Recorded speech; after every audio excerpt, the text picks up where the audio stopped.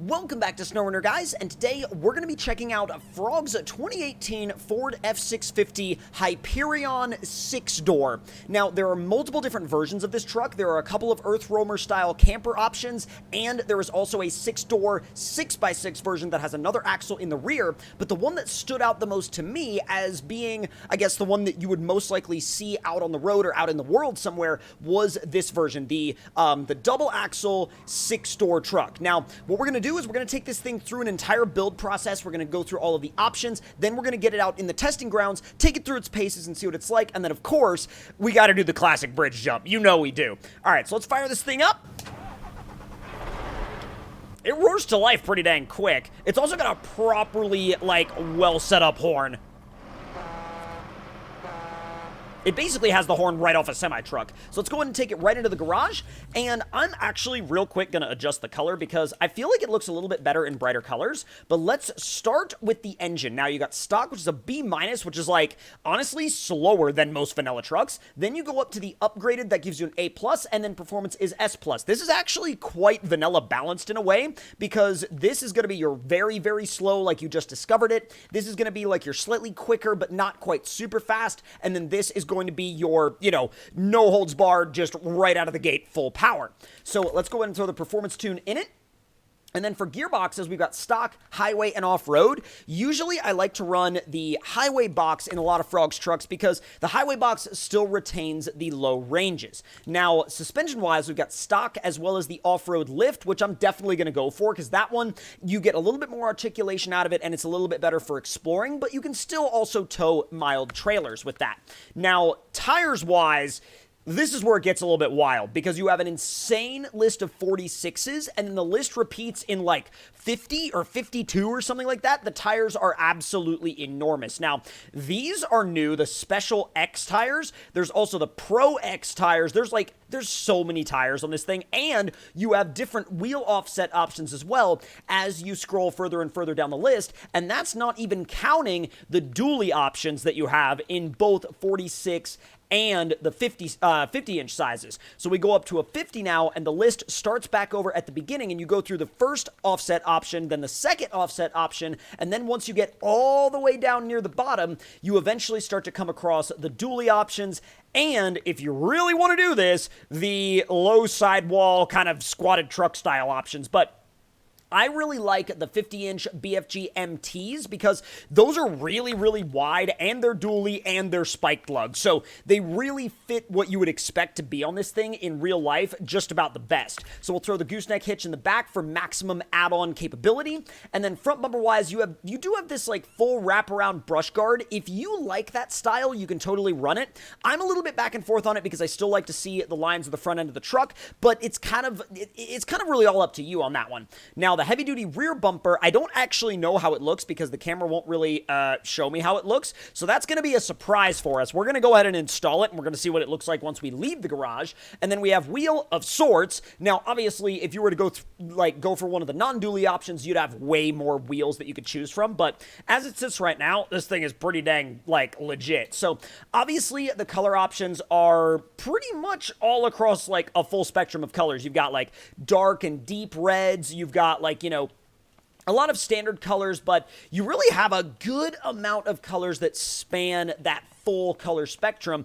so you really are open to choosing whatever you would like. We're definitely going to put beams on the dash, and then now, let's go ahead and get this thing out for a drive. Oh, I dig that. Okay. The more I look at it, though, the more I was kind of the more I looked at it, the more I was well, I kind of want to see a little bit more of what the rear tires are doing, and not that I didn't like the fact that the truck had mud flaps, but I kind of wanted a little bit of a better view of the rear tires and the rear suspension.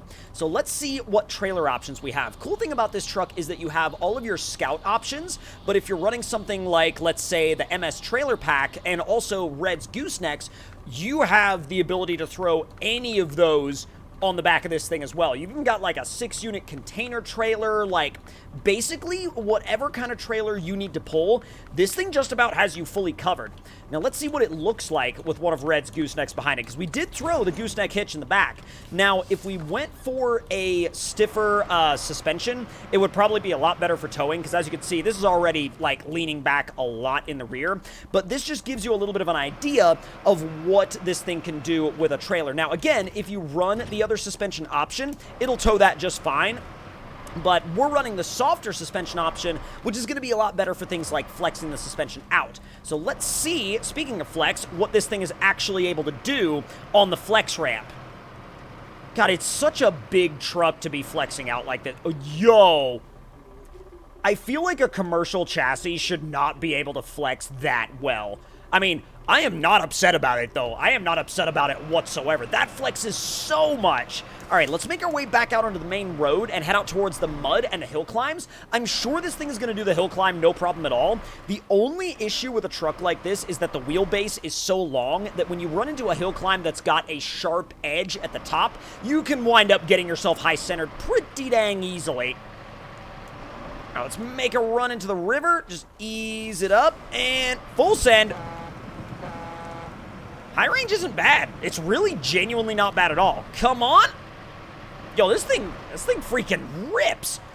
But the interesting thing about it is that it's not explosive power to where it feels like it's trying to jump out of the, jump out of its own suspension all the time. Like, it feels very well controlled. It feels very well controlled, and it feels very well put together all the time. And I think that goes to show the care that was put into the power, and not only the power levels, but like all of the ways that the transmission tunes were set up too.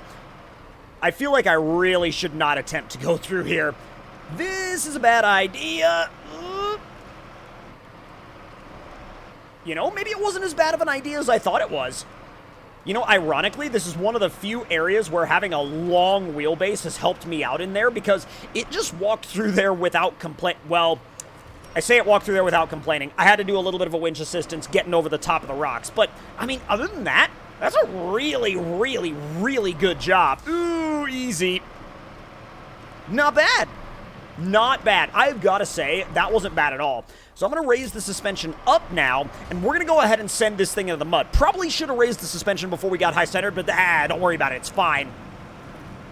High is really not all that crazy fast in this truck. Like, you would think that with the performance tune, it would be like crazy fast and high, but it's actually super well controlled. And that's not like saying it's not crazy fast and high is not any kind of dig at this truck whatsoever. Like, do not take that the wrong way. It's not any kind of dig at the truck or the tuning or the setup. It actually started to stall out there in high, which makes me wonder if this really was set up a lot more in that sort of like vanilla game style direction.